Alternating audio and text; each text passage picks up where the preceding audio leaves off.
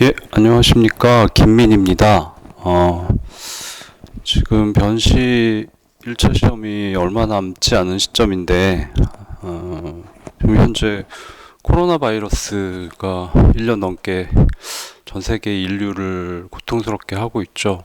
변시 1차 생물 시험에 코로나 바이러스가 출제될 가능성이 있기 때문에, 특강을 준비하게 되었습니다. 일단 자료를 보시면 내용이 좀 많은데 일단 네 가지로 구성이 되어 있습니다. 첫 번째는 바이러스 일반, 그러니까 일반적인 바이러스의 이론에 대해서 핵심적인 내용을 좀 정리를 했습니다. 코로나 바이러스에 대해서 그 출제자분이 출제를 하실 때 지문이 좀 부족하다고 생각하면 바이러스 일반 의 이론을 포함시킬 수 있기 때문에 핵심적인 내용만 정리를 하였고요. 두 번째는 그 조류 인플루엔자 AI죠. 아비안 인플루엔자에 대해서 내용을 좀 정리하였습니다. 그다음 세 번째는 프리온이죠. 그 광우병 사태의 원인이 된 물질이고 그에 대해서도 간단히 내용을 정리하였고, 네 번째 마지막으로 이제 코로나 바이러스에 대해서 좀 자세하게 내용을 정리했습니다. 근데 두 번째 AI 조류 인플루엔자나 그다음에 프리온에 대해서는 몇 년 전에 한 번씩 기출된 적이 있기 때문에 다시 출제될 가능성이 높지 않을 것 같습니다. 그래서 그 부분은 그냥 자료만 보시면 될 것 같고요. 설명은 좀 시간 관계상 넘어가게 될 것 같습니다. 자, 첫 번째, 일단 바이러스부터 시작하도록 하겠습니다.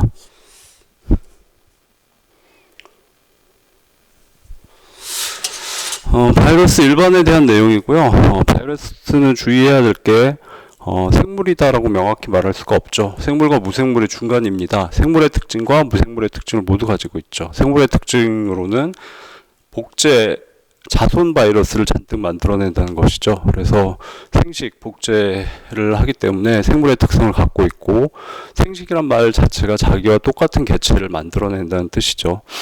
그 다음에 무생물의 특성은 바이러스가 숙주세포 밖에 있을 때는 그냥 물질로서 존재하게 됩니다. 그래서 생물과 무생물의 특성을 모두 갖고 있기 때문에 중간이라고 보실 수 있고요. 그다음에 같은 얘기가 되겠지만 독자 생존은 불가합니다. 그러니까 절대 기생이라고 하는데 숙주세포 내에서만 활동을 할 수 있고, 숙주세포 밖에서는 그냥 물질에 가깝게 존재만 합니다. 뭐 바위가 존재하듯이 그냥 존재하는 거죠. 세 번째로 최근에 이제 위험한 인체 감염증을 유발한 바이러스는 세 가지 정도 기억을 하시면 될 것 같고요. 일단 현재 문제가 되고 있는 코로나 바이러스도 있고, 바이러스를 공부할 때는 레트로바이러스가 상당히 중요합니다. 그래서 같이 기억을 하셔야 되고, 독감을 일으키는 인플루엔자 바이러스, 요 세 가지 정도가 되겠습니다.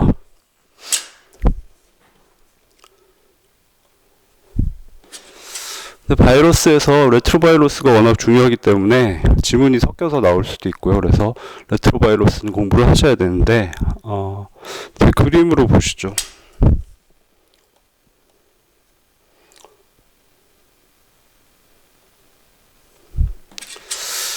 예, 레트로바이러스는 바이러스 중에서도 전통적으로 굉장히 중요한 바이러스고, 에이즈를 일으키는 HIV 바이러스가 레트로바이러스입니다. 그리고 간염, 비염 바이러스가 레트로바이러스고요. 그래서 레트로바이러스에 대해서 기본적인 내용을 설명을 드리면, 우선 이 HIV 바이러스인데 그림은 복잡한데 다 공부하실 필요는 없고 핵심적인 것만 보시면, HIV 바이러스는 유전 물질로서 RNA를 가지고 있습니다. 그리고 레트로바이러스뿐만 아니라 모든 바이러스에 공통되는 사항인데, 바이러스는 기본적으로 유전 물질하고 캡시드 프로테인을 가지고 있습니다. 캡시드 단백질, 유전 물질 보호하기 위해서죠. 이 부분인데, 캡시드 프로테인들이 어떤 구조를 이뤄서 유전 물질을 보호하게 됩니다. 다음 이 바깥쪽에 동그란 원을 보시면 인지질 이중층으로 되어 있고요. 리피드 바이레이어. 엔빌럽이라고 합니다. 근데 엔빌럽은 바이러스 종류에 따라서 가지고 있는 경우도 있고 없는 경우도 있습니다. 이거는 바이러스 자체의 물질이 아니라 바이러스가 숙주세포 안에 들어가서 자손 바이러스를 만들어낸 다음에 그 자손 바이러스들이 탈출을 할 때 이 숙주세포의 막 구조물을 가지고 나옵니다. 뺏어서 오는데 숙주세포의 소포체나 골지체 또는 세포막 등이 막 구조죠. 인지질 이중층으로 되어 있는데 그 물질을 가지고 나와서 자신의 보호막으로 사용을 하는 겁니다. 그리고 레트로바이러스의 특성 중에 하나가 역전사 요소를 직접 가지고 있습니다. 리버스 트랜스크립테이즈 역전사 요소죠. 그 다음에 요 아까 엔빌롭 부분에 자기가 필요한 막 단백질들이 붙어 있는 것을 볼 수 있습니다. 그래서 바이러스 구조는 그 정도 파악하시면 되고, 그래서 이 HIV, 에이즈를 일으키는 HIV 바이러스가 사람의 면역 세포를 주로 감염을 시키는데 그 과정을 보시겠습니다. 이 사람의 면역 세포라고 하면 HIV 바이러스가 면역 세포에 결합해서 유전 물질인 RNA가 숙주세포 내로 들어가게 되죠. 이 RNA는 자기가 가지고 있는 역전사 요소, 리버스 트랜스크립테이즈에 의해서 자신의 유전 물질인 RNA로부터 DNA를 만들어냅니다. 그리고 이 DNA가 단일 가닥이기 때문에 다시 상보적인 DNA를 만들어서 이중 가닥 DNA를 만들어내고요. 이 상태의 바이러스가 숙주세포의 해관으로 들어가서 숙주세포의 염색체죠. 염색체의 일부에 끼어 들어가게 됩니다. 그래서 이 상태를 프로바이러스라고 하는데 레트로바이러스는 이런 상태로 잠복기를 지내다가 자기가 활동하기 좋은 환경이 되면 전사를 통해서 이 바이러스 DNA로 바뀐 바이러스 부분이 RNA를 생성을 하고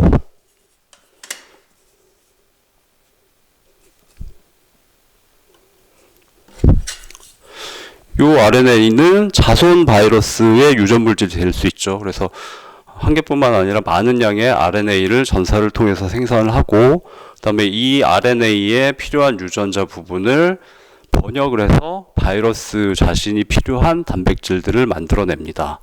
뭐 아까 여기 캡시드 프로틴도 필요하고 막 단백질도 필요하겠죠.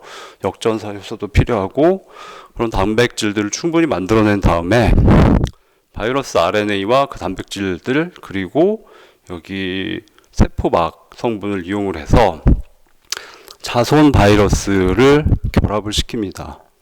그래서 바이러스가 처음에 한 개가 숙주세포를 감염시켰다 하더라도 이제 많은 수의 자손 바이러스가 만들어질 수 있죠. 그래서 그 숙주세포에 필요한 것들을 충분히 다 이용한 다음에 많은 수의 바이러스 입자들이 숙주세포를 뚫고 탈출하게 됩니다. 그래서 다시 다른 숙주세포를 찾아다니게 되죠. 이게 레트로바이러스의 대표적인 HIV의 생활사였고요. 그래서 뭐 그 내용을 쭉 설명한 거고요. 그다음에 레트로바이러스는 상당히 위험한 바이러스인데 그 이유 중에 하나가 숙주의 염색체에 자신의 DNA를 삽입한다고 했죠. 그러면서 숙주 염색체 DNA에 돌연변이를 일으킬 수도 있습니다. 그리고 말씀드렸듯이 레트로바이러스의 대표적인 바이러스가 HIV 바이러스, 휴먼 이뮤노 디피션시 바이러스죠. 인간에게 면역 결핍증을 일으키는 바이러스, 그 다음에 B형 바이러스 등이 있습니다. 두 가지 정도는 기억하시면 좋을 것 같고요. 그 다음에 HIV는 특히 사람의 면역세포인 헬퍼 T셀을 감염시키는데, 헬퍼 T셀은 병원체가 들어왔을 때 그 병원체에 대한 정보를 면역세포들에 전달하는 중심적인 세포이기 때문에 HIV가 헬퍼 T셀을 계속 죽이게 되면 면역체계 자체가 붕괴가 됩니다. 그래서 에이즈에 감염된 사람은 후기로 갈수록 뭐 가벼운 병원체가 들어와도 사망할 수 있는 위험한 질병이죠.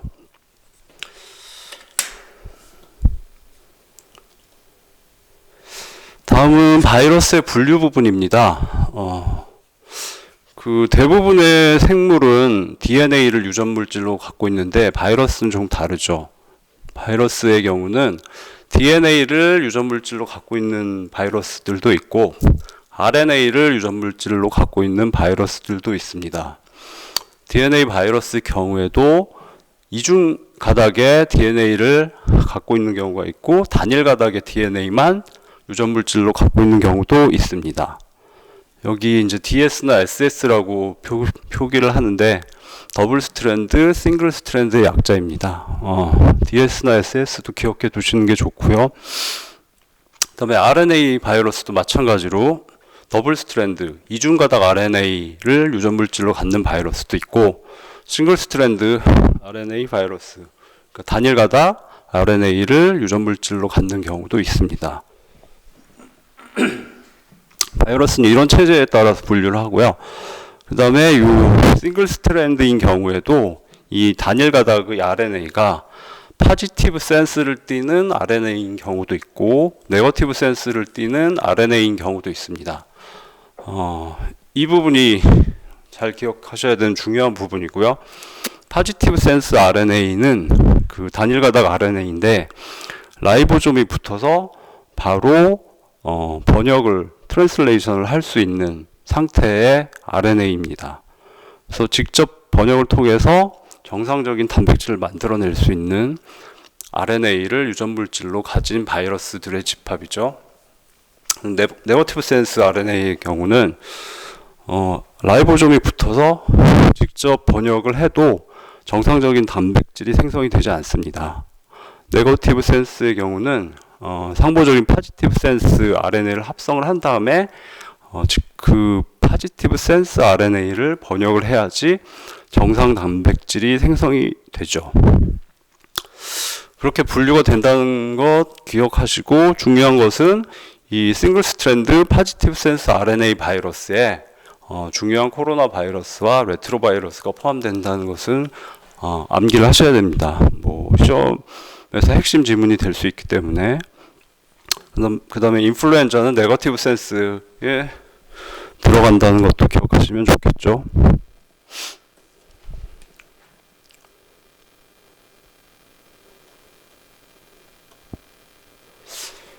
이 부분은 방금 말씀드린 것하고 동일한데 중요한 지문이니까 다시 한번 강조하면 싱글 스트랜드 단일 가닥 RNA 바이러스 중에 파지티브 센스 RNA를 갖는 바이러스는 코로나 바이러스, 레트로 바이러스 기억하셔야 되고요.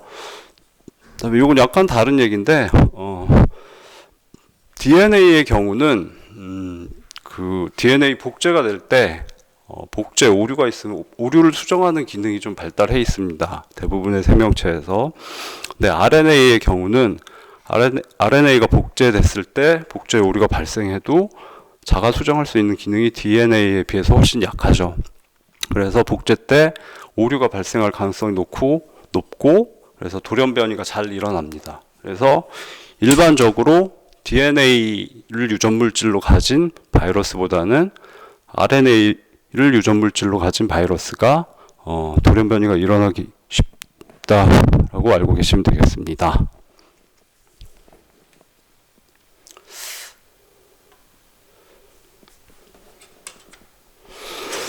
다음 구조에 대해서 간단히 말씀드리면 아까 말씀드린 건데 첫 번째 유전 물질로서 DNA나 RNA를 갖는다. 두 번째 모든 바이러스는 캡시드 프로틴, 캡시드 단백질을 가지고 있다.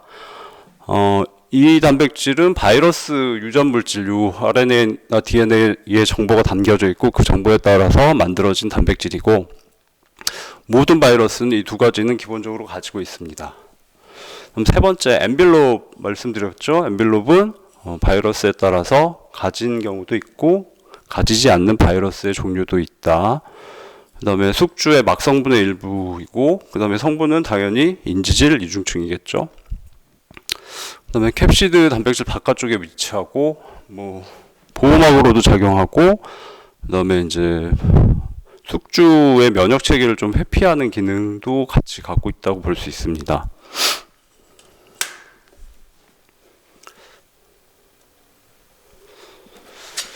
자, 바이러스의 감염 대상은 지구상의 거의 모든 생명체라고 할 수 있는데요. 인간을 감염시키는 바이러스도 있고, 동물 감염 바이러스도 있고, 식물, 그다음에 세균 감염 바이러스도 있습니다. 세균의 경우는 특별히 이름이 박테리오페이지죠. 세균 자체가 이름이 박테리아고, 박테리아를 먹는 생물이라고 해서 박테리오페이지라는 특별한 이름이 있고요. 지문에 뭐 식물을 감염시키는 바이러스는 없다라는 지문이 있을 수 있으니까 주의하시면 되겠습니다. 그다음에 바이러스의 형태는 그 바이러스가 숙주세포에 있을 때가 아니라 밖으로 나왔을 때 입자로 존재하는데 그 형태를 얘기하는데 굉장히 다양한 종류가 있다라는 것 보시면 되겠습니다. 다음, 바이러스의 크기는 굉장히 작기 때문에 광학현미경으로는 관찰이 안 되고 전자현미경으로만 관찰이 가능하고, 그리고 여러 가지 이유 때문에 연구하기가 굉장히 어려운 대상입니다. 그래서 바이러스에 대한 연구는 그렇게 많이 축적돼 있다고 보기가 어렵죠.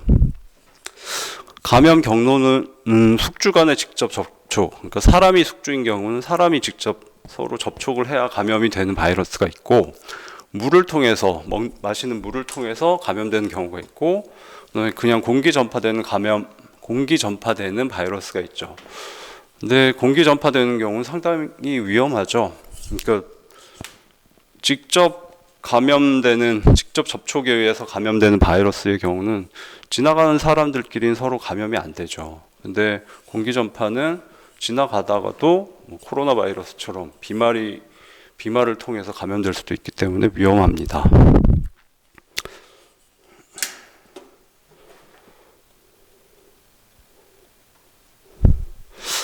다음, 효소는 있다. 바이러스 경우에 효소계는 없다라는 지문을 주의하셔야 되는데, 의미는 바이러스가 자기가 필요로 하는 효소는 몇 개 가지고 있을 수 있습니다. 아까 보신 HIV의 역전사 효소 같은 경우, 역전사 효소는 일반적인 세포에는 잘 없거든요.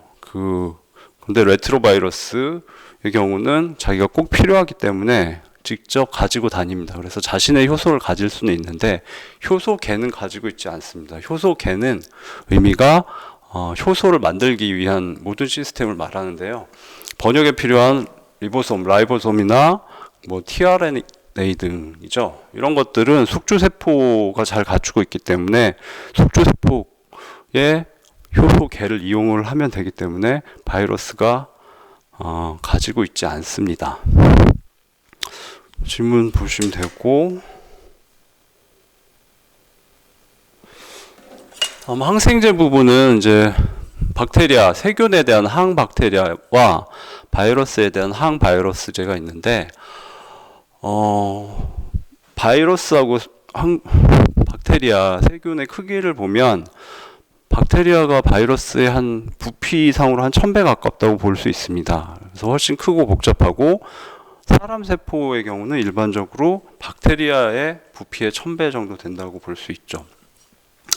근데 상대적으로 박테리아는 좀 복잡하기 때문에 의약품을 만들어서 박테리아를 공격할 수 있는 부위가 많습니다. 그래서 좀 크기도 크기 때문에 연구하기도 좀 더 쉽고, 바이러스보다. 그래서 의약품의 종류가 꽤 많은데 바이러스의 경우에는 연구도 어렵고 해서 항바이러스제는 그렇게 많이 개발되어 있다고 볼 수가 없습니다. 항바이러스제 그러면 이제 기억할 수 있는 게 타미플루가 좀 대표적이고, 그래서 타미플루에 대해서 간단히 알고 계시는 게 좋겠습니다.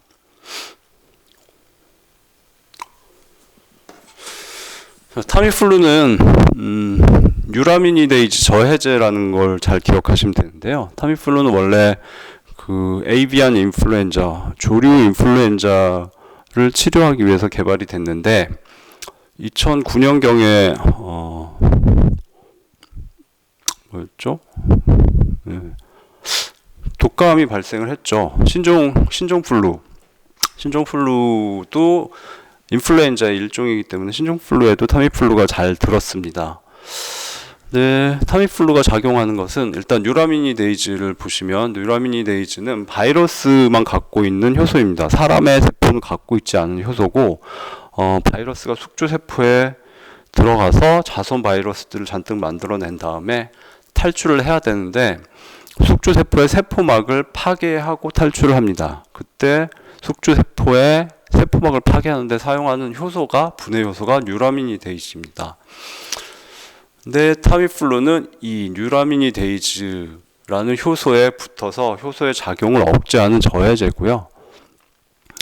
이 뉴라미니데이즈는 사람 세포에는 없기 때문에 타미플루를 복용을 했을 때 그 바이러스가 탈출을 못하게 되죠. 숙주세포로부터. 그래서 바이러스의 활동을 저해하는 효과는 있지만 사람 세포에 대해서는 독성이 거의 없습니다. 그래서 그런 원리로 작용한다까지 기억하시면 되겠습니다. 다음 조류 인플루엔자 바이러스인데 이 부분하고 프라이온은 이미 출제가 한번 됐기 때문에 다시 출제될 가능성이 높지 않은 것 같습니다. 뒤에 자료들이 많기 때문에 설명은 시간 관계상 생략하도록 하겠습니다. 자, 그럼 코로나 바이러스로 들어가도록 하겠습니다. 내용이 좀 많기 때문에 목차를 작성을 하였고요.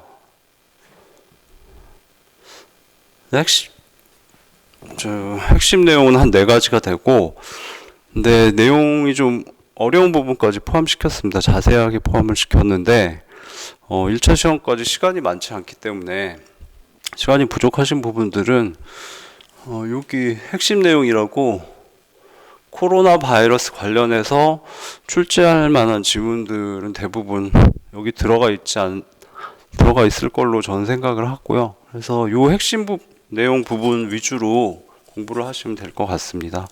생물 공부를 좀 많이 하신 분들은 여유가 있으시면 뒤쪽 자세한 부분까지 공부를 하시면 좋겠고요. 그 다음에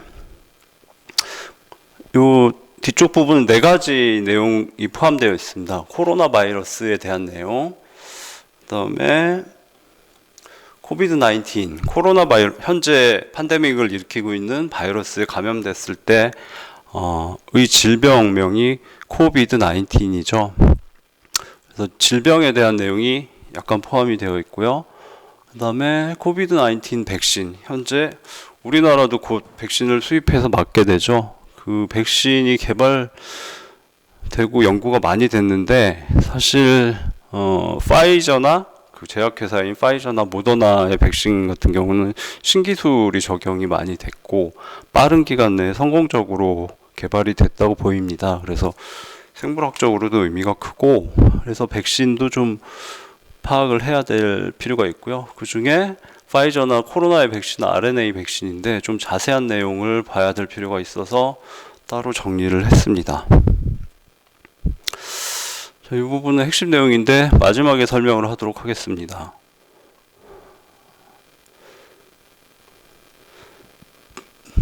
자, 코로나 바이러스에 대한 거고요. 여기 내용은 코로나 바이러스 전체, 코로나 바이러스는 이제 한 가지 바이러스가 아니고 굉장히 많은 바이러스들에 대한 통칭이죠.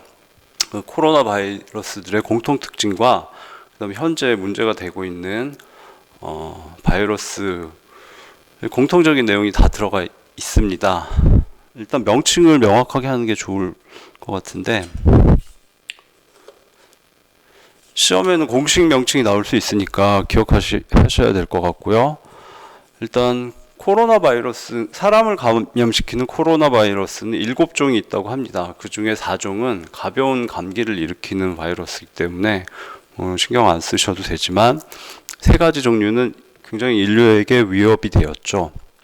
첫 번째 보시면 메르스, 중동 호흡기 증후군이죠. 그냥 미들 이스트입니다. 중동 레스피러토리 호흡기 신드롬 증후군이죠. 2012년, 15년, 18년에 발병했고 800명 이상 사망했고 그다음에 치명률이 40%로 굉장히 높죠. 뭐 발생 시기나 사망자 수나 치명률 이런 부분은 우리 시험에 생물 시험에 나올 내용은 아니니까 그냥 감만 잡으시면 되고요. 이 공식 명칭만 잘 보시면 되겠습니다. 그래서 메르스는 질병명이고 메르스를 일으키는 바이러스는 메르스 코V로 명명이 됐습니다. 메르스라는 질병을 일으키는 코로나 바이러스의 일종이기 때문이죠. 다음 사스는 급성, 그다음에 중증 호흡기 증후군이죠. S가 severe, 중증, acute, 급성, 그다음에 respiratory 호흡기 신드롬 증후군이 되겠습니다. 2003년경에 발병했고 700명 이상 사망, 그다음에 치명률은 한 10%로 무서운 질병이죠. 사스를 일으키는 바이러스는 사스코브로 명명이 됐죠. 현재 팬데믹 상황을 만든 무서운 바이러스죠. 코비드-19이란 질병명은 코비드-19이고 코로나 바이러스의 CO, 그다음에 바이러스의 VI, 그다음에 디지즈, 질병의 D를 붙여서 코비드라는 말을 만들어냈고 2019년에 최초 발병했기 때문에 코비드-9으로 공식 명명되었습니다. 그리고 이 코비드-19을 일으키는 바이러스를 조사를 했는데 사스를 일으키는 바이러스하고 이름을 다르게 할 만큼 그 유전적인 차이가 크지 않다고 합니다. 그러니까 바이러스 명칭을 정할 때 원칙이 있는데 차이가 크면 새로운 이름을 붙이겠지만 사스코브에 굉장히 가깝기 때문에 사스코브2로 명명이 되었습니다. 따라서 사스코브는 사스코브1으로 불리기도 하죠. 현재 팬데믹 상황이고 200만 명 이상이 사망했죠. 치명률은 다행히 조금 낮은 편이죠. 네, 그래서 공식 명칭은 기억을 하시기 바라겠습니다. 약어들 정리를 해놨고요. 네, 팬데믹은 다 아시겠지만 한 국가에 국한되지 않고 전 세계에 전염된 상태의 전염병을 팬데믹이라고 하죠. 또는 그 상태 자체도 팬데믹이라고 하고요.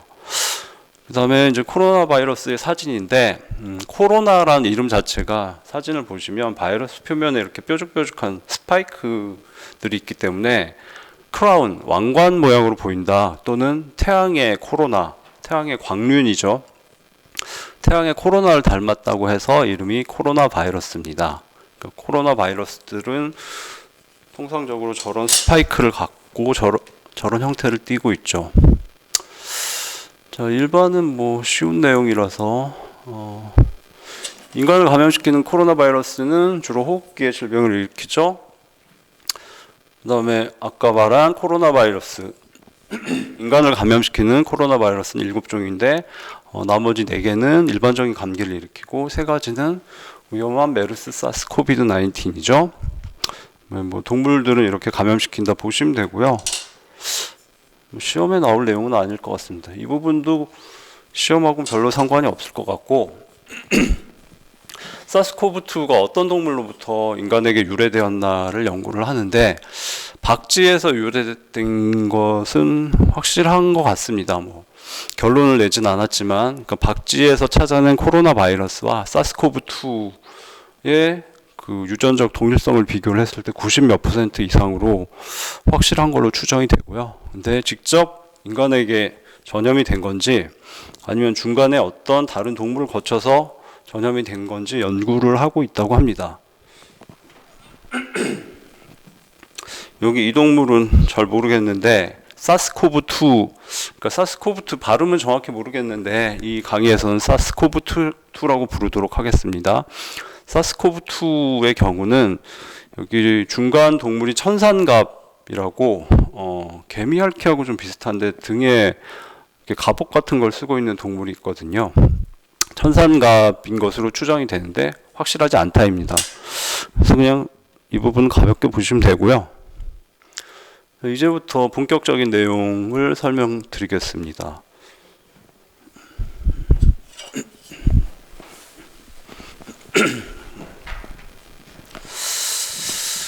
자, 코로나 바이러스의 모형이고요. 코로나 바이러스나 즉 사스코브2나 뭐 거의 모든 내용이 동일합니다. 코로나 바이러스는 특징적인 게 이렇게 스파이크들이 있습니다. 뾰족뾰족 튀어나온. 그래서 단면을 보시면 코로나 바이러스는 싱글 스트랜드 단일 가닥 RNA를 유전 물질로 갖고 그다음에 파지티브 센스라고 말씀드렸죠. 그 RNA가 중심에 있고 그 RNA를 보호하기 위한 캡시드 프로틴이 있습니다. 여기서는 뉴클리오 캡시드 프로틴이라고 불리는데 뉴클리오 캡시드 프로틴과 캡시드 프로틴은 동일하다고 보시면 됩니다.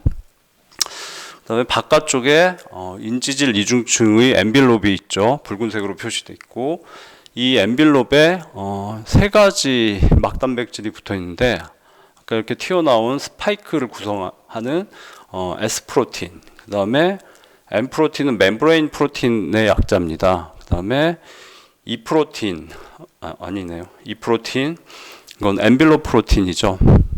그래서 세 가지 프로틴 막 단백질이 엔빌롭에 붙어 있다. 그리고 요 중요한 게 스파이크거든요. 이 스파이크는 보시면 이렇게 세 갈래로 보이는데 S 프로틴, 스파이크 프로틴 세 개가 붙어서 스파이크 하나를 구성을 합니다.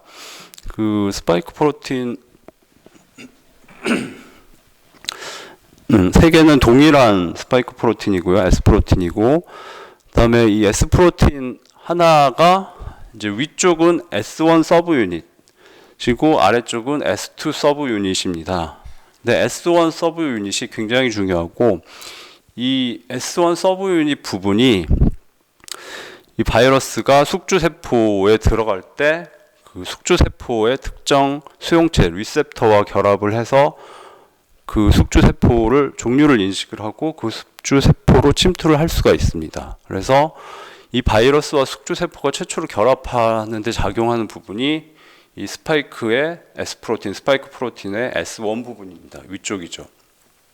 그래서 숙주세포와 결합하는데 핵심적인 역할을 한다는 거, 그 가장 중요한 지문 중에 하나가 되겠습니다. 그 다음에 S2는 요 아랫부분인데 엔빌롭에 붙어서 지지하는 역할을 하고, 그 다음에 바이러스가 숙주세포하고 결합한 다음에 이 바이러스가 숙주세포로 들어가기 위해서 융합을 할 수가 있거든요. 요 엔빌롭도 인지질 이중층이고 숙주세포의 세포막도 인지질 이중층이기 때문에 융합이 용이합니다. 그래서 그 융합할 때 S2 서브 유닛이 중요한 작용을 한다고 합니다. 그래서 코로나 바이러스 구조를 보셨고요.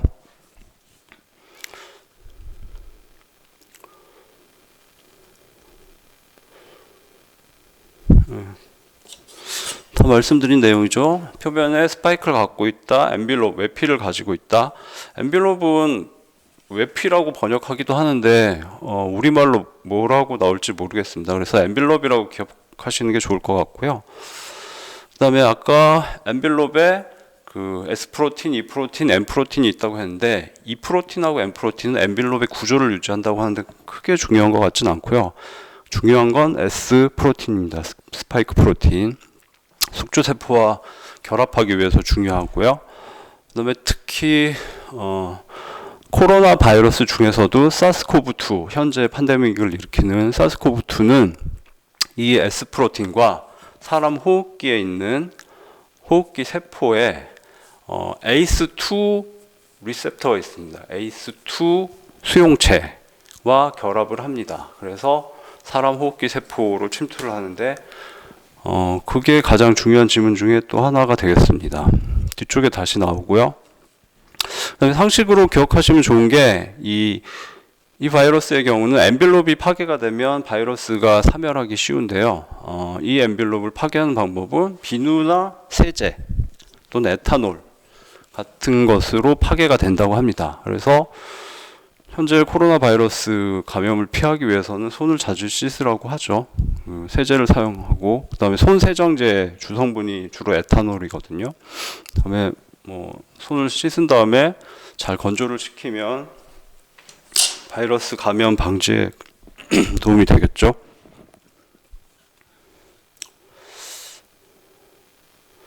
이건 다 설명드린 부분이고, 네,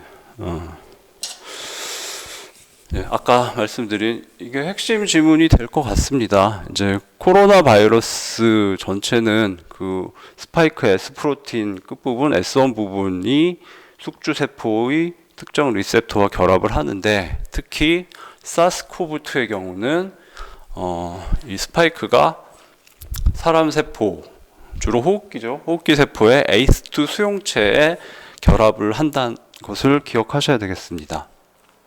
ACE2 수용체는 원래 이름이 엔지오텐신 컨버팅 엔자임 2 리셉터인데 이 내용까지는 모르셔도 될 것 같습니다. 내용 자체도 복잡하고 그냥 ACE2 리셉터, ACE2 수용체에 SARS-CoV-2의 스파이크가 결합한다는 걸 잘 기억하시면 되겠습니다.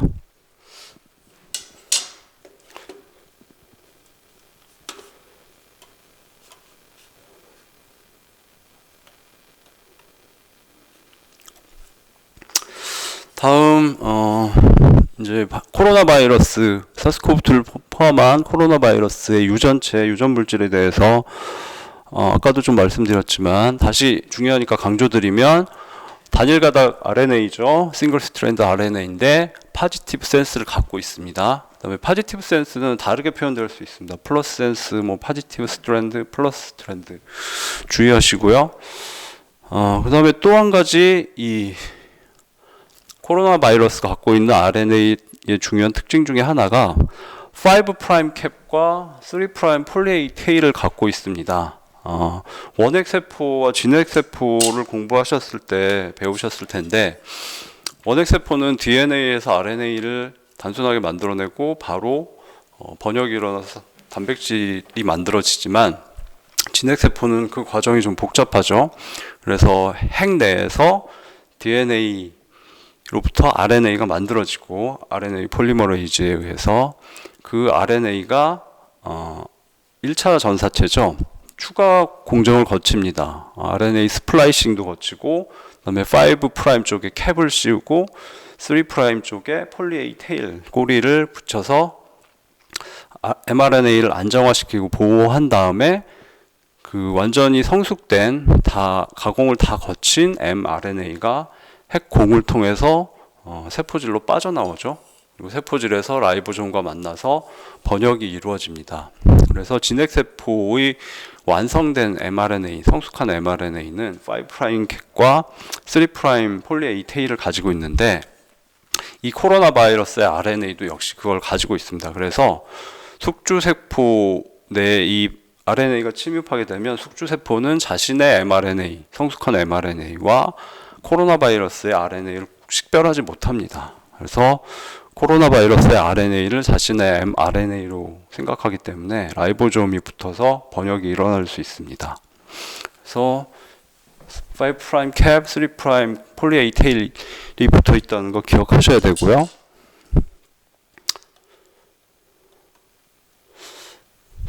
다음 이제 좀 더 자세한 내용을 공부하시기 전에 두 가지 개념을 좀 잘 이해해야 되고 이 두 가지 개념이 출제되기 쉬운 부분이기도 합니다. 그래서 RDRP를 먼저 설명을 드리겠습니다. RDRP는 RNA 디펜던트 RNA 폴리머레이즈죠. RDRP 약자로 이렇게 표시하고 RNA를 주형으로 해서 상부적인 RNA 가닥을 합성하는 효소입니다. 다른 이름으로 RNA 복제 효소, RNA 복제이기 때문에 리플리케이즈, RNA 리플리케이즈라고도 불립니다. 그런데 주의하실 점은 그 일반적인 세포의 전사에서 등장하는 RNA 중합 효소 있죠. 근데 얘도 RNA를 붙여 나가기 때문에 어떤 교재에서는 그냥 RNA 중합 효소라고 동일한 이름으로 불리기도 합니다. 근데 일반적인 세포에서 전사를 담당하는 RNA 중합 효소는 DNA로부터 DNA를 주형으로 RNA를 만들어내는 게 전사죠. 그래서 얘는 자세한 명칭이 DNA Dependent RNA Polymerase입니다. 그래서 얘는 주형이 DNA일 때 RNA를 붙일 수 있고 RNA가 주형일 때 RNA를 붙이는 기능은 없습니다. 붙이지 못합니다. 근데 코로나 바이러스의 경우에는 자신의 유전 물질이 특이하게 RNA이기 때문에 RNA를 주형으로 해서 RNA를 합성해낼 필요가 있습니다. 그래서 여기에 나오는 RNA 폴리머레이즈와는 다른 RDRP를 가지고 있습니다. 이건 코로나 바이러스뿐만 아니라 RNA를 유전 물질로 갖고 있는 바이러스들은 대부분 RDRP가 필요하기 때문에 갖고 있고, 이 RDRP가 숙주세포에, 뭐 사람의 경우는 진핵세포죠. 숙주세포에 있다면 그걸 이용하겠지만 사람 갖고 있지 않기 때문에 바이러스가 이 효소를 직접 가지고 다닐 수밖에 없습니다. 그래서 이 RDRP라는 이름을 기억하셔야 되고, 전사에서 나오는 RNA 중합효소와는 다른다는 것도 기억하셔야 되겠습니다. 이 부분이 조금 생물학 일반에서도 아셔야 되는 부분이기 때문에 표로 정리를 했습니다. 보시면 이제 중합효소의 분류인데, 주형이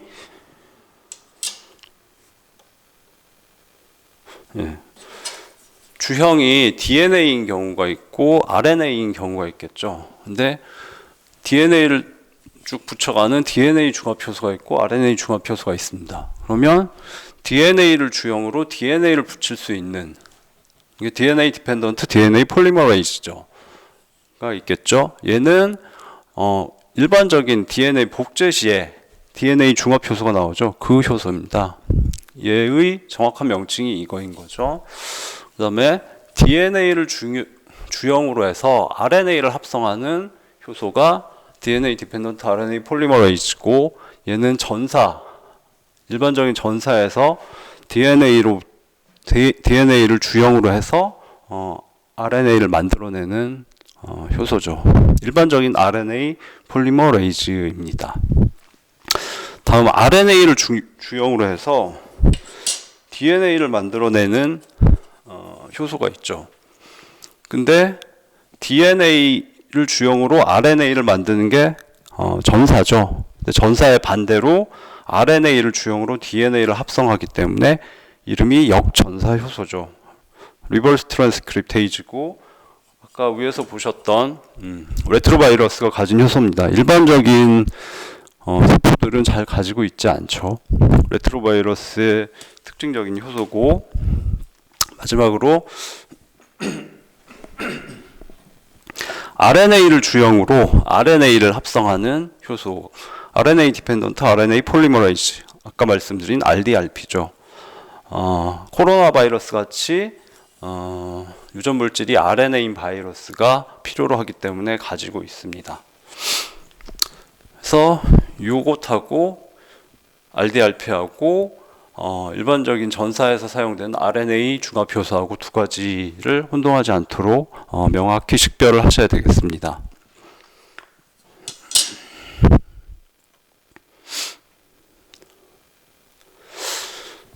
다음 포지티브 센스 RNA하고 네거티브 센스 RNA를 간단히 말씀드렸는데, 이 부분이 좀 이해가 좀 어렵기도 하고 헷갈려서 명확히 서열을 써서 그림으로 정리를 했습니다. 포지티브 센스 RNA의 경우는 번역을 하게 되면, 자, 서열을 보시죠. 포지티브 센스고 싱글 스트랜드 단일 가닥 RNA죠. 이제 예시로서 12개의 코돈만 넣었습니다. AUG 게시 코돈이고 5'부터 3' 쪽으로, 그다음에 UGA 종결 코돈이죠. UAA나 UAG나 UGA 세 가지가 있죠. 이 RNA에 리보솜이 붙게 되면 5'부터 여기 해당하는 코돈에 해당하는 아미노산을 붙여나가서 번역이 실제로 이루어집니다. 게시 코돈에 해당하는 메치오닌, 여기 해당하는 알라닌, 프롤린, 세린, 이런 식으로 예시에서는 11개의 아미노산이 붙어서 폴리펩타이드를 구성할 수가 있죠. 아시겠지만 종결 코돈은 아미노산을 코딩하지 않기 때문에 12개의 코돈에서 11개의 아미노산이 11개 아미노산의 폴리펩타이드가 생성이 됩니다. 그래서 예시에서는 11개의 아미노산만 붙지만 이제 실제로는 더 긴 RNA가 있으면 긴 폴리펩타이드가 직접 번역에 의해서 생성이 될 수 있고, 프로틴 폴딩, 단백질 접힘과 추가 가공 공정을 잘 거치게 되면 정상적인 단백질이 만들어질 수 있죠. 네거티브 센스 RNA를 보시겠습니다. 네거티브 센스 RNA는 일단 이 파지티브 센스 RNA하고 동일한 서열이 동일한 파지티브 센스 RNA입니다.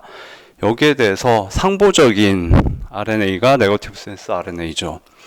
그래서 보시면 이쪽은 5', 3', 그다음에 네거티브는 5', 3'이고 A에 대해서 U, G에 대해서 C, U에 대해서 A. 그러니까 A와 U가 서로 대응하고 G와 C가 서로 대응하죠. 이게 네거티브 센스 RNA인데 번역을 하기 위해서는 라이보솜이 RNA의 5' 쪽에 붙어서 3' 쪽으로 번역 트랜슬레이션을 하게 되죠. 그래서 실제로 볼 때는 5'을 왼쪽에 놓고 이렇게 뒤집는 거죠. 예, 뒤집어서 봅니다. 일반적으로. 그래서 5'부터 읽게 되면 UCACAG죠. UCACAG. 이렇게 이제 뒤집은 거죠. 이 상태에서 이제 라이보솜이 붙어서 번역을 하게 되는데 실제로는 번역이 되지 않습니다. 일단 AUG 게시 코돈부터 없고 게시 코돈이 운 좋게 중간에 생성된다고 해도 원래하고 다른 단백질이 생성이 되겠죠. 그래서 이 네거티브 센스 RNA는 라이보솜이 붙어서 번역이 되지 않습니다. 그럼 어떻게 번역하느냐?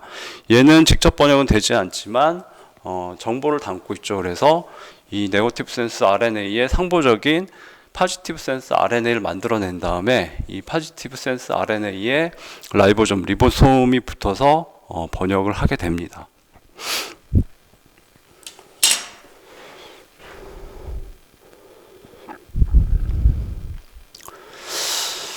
같은 내용이긴 한데 이제 실제로 파지티브 센스 RNA와 네거티브 센스 RNA를 가진 바이러스가 어떻게 작용하는지 보시면 파지티브 센스 싱글 스트랜드 RNA를 가진 바이러스 경우에 숙주세포 내로 들어가게 되면 바로 숙주세포의 라이보솜이 이렇게 붙어서 아미노산들을 붙여서 폴리펩타이드를 만들고 바이러스의 단백질, 정상 단백질을 만들어낼 수가 있습니다. 근데 네거티브 센스의 RNA를 가진 싱글 스트랜드 바이러스의 경우는 얘가 숙주세포 내로 침투해도 숙주세포에 리보솜이 붙어도 실제로 이렇게 동글동글한 아미노산들이 붙어서 번역이 이루어지지 못하죠. 그래서 아까 말씀드렸듯이 이 네거티브 센스를 가진 바이러스는 숙주세포 내에 들어가게 되면 자신의 RDRP, RNA 디펜던트 RNA 폴리머레이즈죠. 를 이용해서 네거티브 센스 단일 가닥 RNA로부터 상보적인 파지티브 센스 단일 가닥 RNA를 만들어냅니다. 바이러스의 효소가 작용하는 거죠.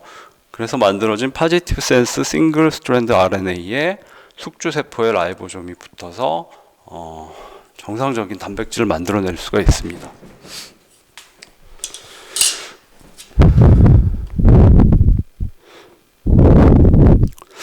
그래서 이 파지티브 센스와 네거티브 센스의 의미를 좀 이걸 보시고 명확히 파악을 하셔야 되고, 자, 이 부분까지 조금 어려운 부분이고 다음부터는 좀 쉬운 부분이 되겠습니다. 세 번째는 이제 바이러스가 숙주세포에 침입해서 어떻게 복제를 하고 나오는가, 복제 사이클이고요. 그림으로 설명드리겠습니다. 자, 코로나 바이러스죠. 코로나 바이러스인데 이건 사람의 호흡기의 세포라고 하죠. 숙주세포라고 하면 코로나 바이러스의 이 스파이크 S 프로틴이 얘가 사스코브2인 경우에 사람의 호흡기 세포에 ACE2 리셉터 수용체 결합을 하고, 그래서 이 사스코브2의 유전물질 RNA가 내부로 들어가게 됩니다. 다른 단백질들은 당장 필요하지 않으니까 중요하지 않고요. 들어가면 이제 코로나 바이러스나 사스코브2나 파지티브 센스, 그다음에 단일 가닥 RNA를 갖고 있죠. 여기에 숙주세포의 라이보솜, 리보솜이 붙어서 1차적으로 전사를 하게 되면 복합 단백질이 나옵니다. 여러 가지 효소가 붙어 있는 단백질 덩어리가 나오는데 이 복합 단백질은 스스로 그 효소별로 잘라낼 수 있는 단백질 분해의 효소를 갖고 있습니다. 그래서 자체적으로 그 복합 단백질을 자른 다음에 효소별로 분리가 되고 다시 결합을 해서 복제 전사 복합체라는 단백질의 바이러스 단백질의 복합체를 만들어냅니다. 그래서 그 복제 전사 복합체가 이 바이러스 RNA의 복제와 전사를 담당하게 되고요. 그래서 그 복제 전사 복합체가 작용을 해서 이 바이러스의 RNA 파지티브 센스죠에 대해서 네거티브 센스 RNA를 만들어냅니다. 그림이 좀 크네요. 네. 그다음에 이 네거티브 센스 RNA에 대해서 다시 전체를 파지티브 센스, 여기네요. 파지티브 센스 RNA를 만들기도 하고, 이 전체는 여러 개 만들어서 자손 바이러스의 유전 물질로 쓰이는 거죠. 그다음에 이 네거티브 센스 중에 일부만 파지티브 센스로 만든 다음에 이 일부를 가지고 번역을 해서 바이러스가 필요한 바이러스의 단백질들을 합성을 해냅니다.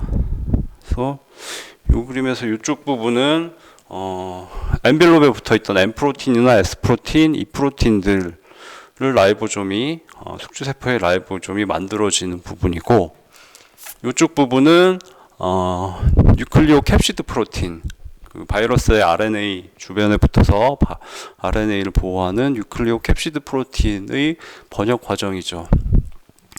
그래서 아까 만들어진 자손 바이러스를 위한 그 파지티브 센스 RNA에 뉴클리오 캡시드 프로틴이 붙어서 이런 구조를 만들어내고, 여기는 소포체죠. 소포체에 바이러스의 막단백질들이 만들어져 있다가 이 RNA와 뉴클리오 캡시드가 결합해서 이 소포체 내에서 자손 바이러스를 결합시키게 됩니다. 당연하지만 바이러스 입자가 하나가 숙주세포에 들어오더라도 수많은 자손 바이러스들을 만들어내게 되고, 이렇게 결합된 바이러스는 골지체로 간 다음에 엑소사이토시스, 외포 작용이죠. 세포가 어떤 불필요한 물질을 외부로 배출하는 그 기작을 통해서 숙주세포 바깥으로 많은 자손 바이러스들이 탈출하게 됩니다. 이게 코로나 바이러스의 리플리케이션 사이클, 생활사라고 할 수 있죠. 근데 아까 복제 전사 부분이 좀 그림상으로 명확하지 않기 때문에 그림을 다시 하나를 더 그렸습니다. 그래 보시면 처음에 코로나 바이러스 파지티브 센스 RNA가 숙주세포 내로 들어가면 일단 이쪽 복제 부분을 보겠습니다. 그러니까 바이러스의 단백질에 의한 복제 전사 복합체가 처음에 만들어진다고 말씀드렸죠. 그럼 얘가 복제 전사를 담당을 하는데, 이 파지티브 센스를 네거티브 센스로 얘는 복제죠. 복제를 합니다. 그 다음에 자손 바이러스도 파지티브를 가져야 되기 때문에 다시 복제 전사 복합체가 작용해서 네거티브 센스의 상보적인 파지티브 센스 RNA들을 잔뜩 만들어냅니다. 얘네들이 이제 자손 바이러스의 유전체가 되겠죠. 복제는 이제 전체 RNA가 필요하기 때문에 전체를 다 이렇게 복제를 하는 거고, 다음은 이제 바이러스가 필요한 그 단백질들 각각을 만들기 위한 전사 및 번역을 보시면, 전사에서는 모든 이 RNA가 필요한 게 아니라 이 RNA는 각 유전자들이 결합이 되어 있죠. 그 유전자 하나가 보통 단백질 하나에 해당되는데 여기 일부가 단백질을 코딩하죠. 그래서 일부에 대해서 복제 전사 복합체가 작용을 해서 네거티브 센스 RNA를 만들어내는데 얘는 전체를 전사한 게 아니고 일부만 전사했기 때문에 서브 지놈입니다. 이쪽은 지놈이죠. 보시면 지놈은 번역이 지놈은 유전체죠. 그래서 그 생물이 갖고 있는 유전자 전체를 말하는 거고, 이 경우는 일부기 때문에 이제 서브 지놈이라고 이름을 붙입니다. 근데 얘는 네거티브기 때문에 다시 복제 전사 복합체가 작용해서 파지티브 센스 RNA 서브 지놈을 만들어냅니다. 얘가 바로 플러스의 의미를 파지티브 센스의 mRNA에 해당이 되죠. 그래서 얘를 숙주세포에 라이보솜이 붙어서 번역을 하게 되면 바이러스의 단백질이 합성이 됩니다. 그래서 많은 양의 바이러스 단백질들을 합성한 다음에 이 파지티브 센스 RNA하고 결합해서 자손 바이러스를 만들게 되죠. 아까 그림으로는 좀 명확하지 않기 때문에 이 그림으로 다시 한번 정리하시면 되겠습니다. 그래서 설명을 보시면 일단 복제 사이클에서 숙주세포로의 침입은 아까 중요한 내용이었죠. 스파이크 프로틴이 호스트 숙주세포의 특정 수용체에 부착되죠. 사스코브2의 경우는 사람의 호흡기 세포에 ACE2 리셉터, ACE2 수용체에 결합한다는 거 기억하셔야 되고, 그 다음에 침입을 하는데 코로나 바이러스는 두 가지 방식 중에 하나로 진행이 된다고 합니다. 내포 작용에 의해서 될 수도 있고 융합에 의해서 될 수도 있고 상황에 따라 다르다고 하고요. 가볍게 보시면 될 것 같습니다. 그다음 이 내용들도 다 설명드렸고, 예, 이 부분도 아까 복제와 전사 및 번역 부분이 조금 이해하기 어려워서 그림으로 다시 설명드렸죠. 그다음에 유전자 재조합, 코로나 바이러스는 좀 특징적인 게 유전자 재조합이 좀 발생하기 쉽다고 하는데요. 돌연 변이가 발생하는 거죠. 그러니까 하나의 숙주 세포 안에 두 개 이상, 두 개, 세 개, 네 개, 여러 개의 다른 바이러스가 들어가게 되면 바이러스들이 이제 자손 바이러스를 만들기 위해서 복제를 하게 되는데 그 복제 중에 점핑을 할 수 있다고 합니다. 그러니까 바이러스 A 쪽 복제를 하다가 아까 복제 전사 복합체가 바이러스 B의 RNA로 가서 나머지 복제를 하는 거죠. 그러면 바이러스 A, B, C, D 뭐 4개가 들어갔다고 하면 A하고 B하고 C하고 D의 RNA가 섞인 혼합된 자손 RNA가 나올 수 있는 거죠. 그런 방식으로 유전자 재조합이 일어날 수 있다. 좀 어려운 내용이라서 그냥 시험에 나올지는 모르겠습니다. 가볍게 보시면 되고요. 배출도 그 부분들 보시면 되겠습니다. 여기서부터는 좀 쉬운 내용들이 많고요. 가볍게 보시면 되고요. 인간을 감염시키는 코로나 바이러스 7종이고 4종은 가볍고 3종이 무서웠죠. 그다음에 뭐 일반적인 감기 그냥 보시면 되고, 사스도 다 설명드렸고 멀스도 설명드렸고, 코비드 19도 다 설명드린 내용이네요. 그러니까 이 자료에는 뭐 좀 시험하고 관계 없는 부분들도 좀 나와 있죠. 뭐 치명률이 얼마다, 뭐 어떤 동물에서 유래된 것 같다. 그냥 가볍게 보시면 됩니다. 그것들은. 코비드 19인데 잠시 휴식 후에 진행하도록 하겠습니다.